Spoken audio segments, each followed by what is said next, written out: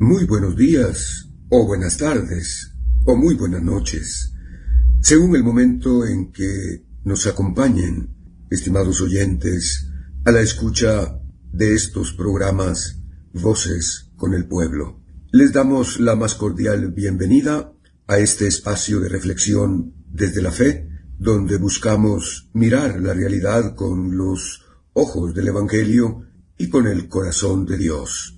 Soy Víctor Ruano, saludándoles nuevamente y agradeciendo al mismo tiempo el favor de su atención para su programa que de lunes a viernes les llevamos los presbíteros Toribio, Edgar y Rigoberto, y con el apoyo valiosísimo para su difusión de el padre Lionel Barahona y del periodista Carlos Benquenchin. Hoy tengo el gusto de sustituir al querido padre Toribio Pineda, a quien desde este espacio radial saludamos con afecto y gratitud.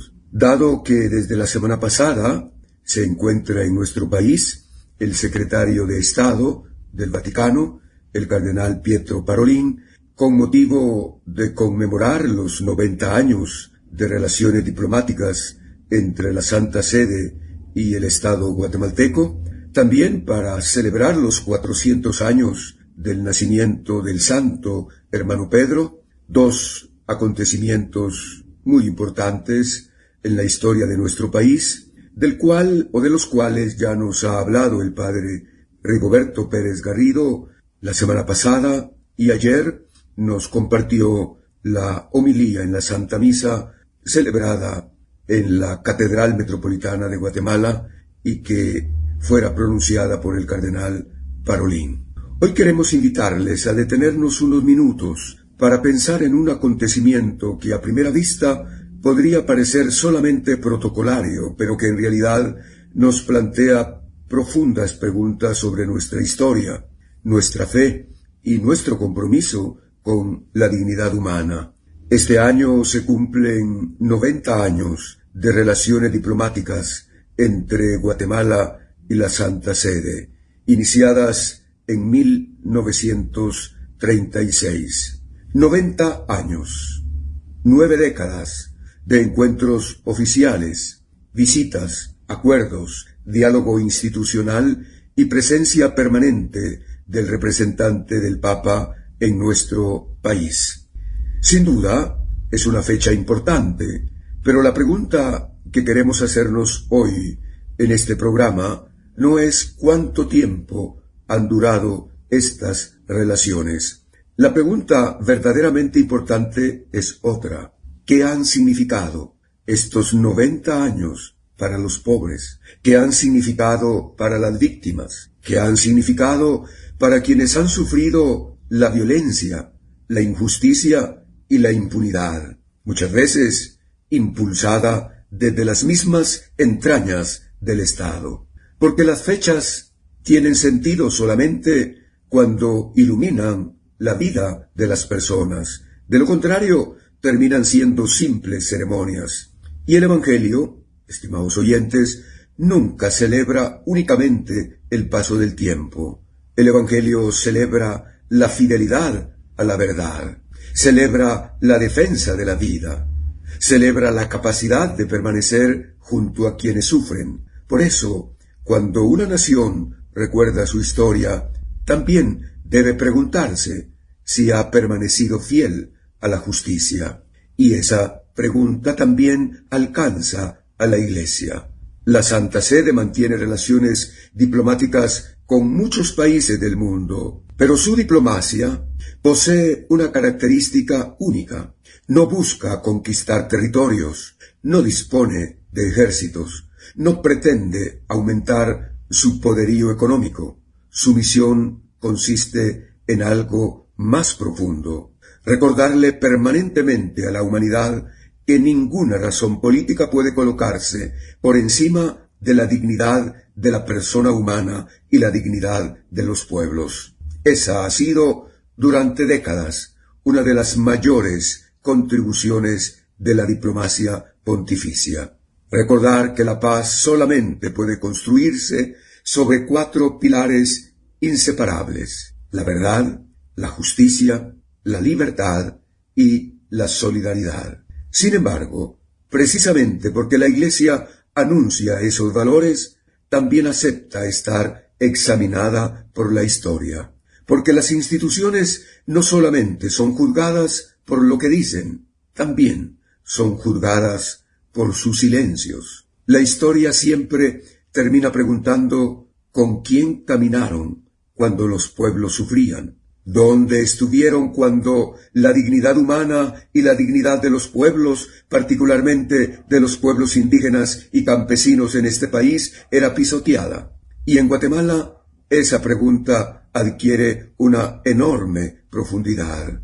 Nuestro país conoce demasiado bien el significado del terror, y de un terror desarrollado por el mismo Estado, a través de muchas de sus instituciones, particularmente el Ejército Nacional. En Guatemala se conocen las desapariciones forzadas, las masacres, el desplazamiento de comunidades enteras, la destrucción de pueblos indígenas. Miles de familias todavía buscan a sus seres queridos. Miles siguen esperando verdad. Miles siguen esperando justicia. La Comisión para el Esclarecimiento Histórico afirmó que durante el conflicto armado interno, el Estado de Guatemala cometió actos de genocidio contra los pueblos mayas. Aquella conclusión no pertenece únicamente a los libros de historia. Es una llamada permanente a nuestra conciencia, porque el genocidio nunca termina completamente cuando cesan las armas o cuando se firman los acuerdos. Continúa el genocidio mientras exista el olvido. El genocidio continúa cuando permanece la impunidad. El genocidio continúa cuando la verdad es negada. Continúa cuando las víctimas dejan de importar. Y precisamente porque Guatemala ha conocido ese sufrimiento, debería ser uno de los primeros países capaces de comprender el dolor de cualquier otro pueblo del planeta que vea amenazada su existencia. Aquí aparece una pregunta profundamente humana. Mientras todavía buscamos justicia para nuestras propias heridas, el mundo contempla otra inmensa tragedia: la devastación que vive el pueblo palestino en Gaza. Todos hemos visto imágenes difíciles de olvidar: hospitales destruidos, familias desplazadas, niños bajo los escombros, personas buscando un poco de agua o un pedazo de pan. Un sufrimiento que interpela la conciencia de toda la humanidad. No se trata, estimados oyentes, de comparar dos tragedias diferentes. Cada pueblo tiene su propia historia, cada conflicto posee causas distintas, pero existe un principio que jamás cambia.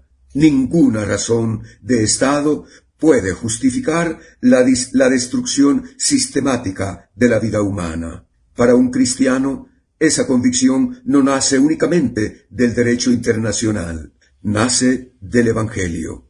El Dios en quien creemos escucha siempre el clamor de quienes sufren. Desde el libro del Éxodo hasta las bienaventuranzas, toda la Sagrada Escritura nos presenta un Dios que escucha primero el grito de las víctimas, y Dios que nunca permanece indiferente atiende a ese clamor. Y si Dios no permanece indiferente, ¿puede hacerlo la Iglesia? ¿Puede hacerlo cualquier nación? Cuando un pueblo es perseguido, cuando la justicia desaparece, cuando la guerra convierte a las personas en simples números, la neutralidad deja de ser una virtud, se convierte en una pregunta moral, porque la dignidad humana no conoce fronteras. No existen víctimas de primera categoría y víctimas de segunda categoría. No existe un sufrimiento que valga más que otro. Toda vida humana posee la misma dignidad. Toda persona lleva impresa la imagen de Dios. Por eso, estos 90 años de relaciones entre Guatemala y la Santa Sede representan una oportunidad extraordinaria para realizar un examen de conciencia.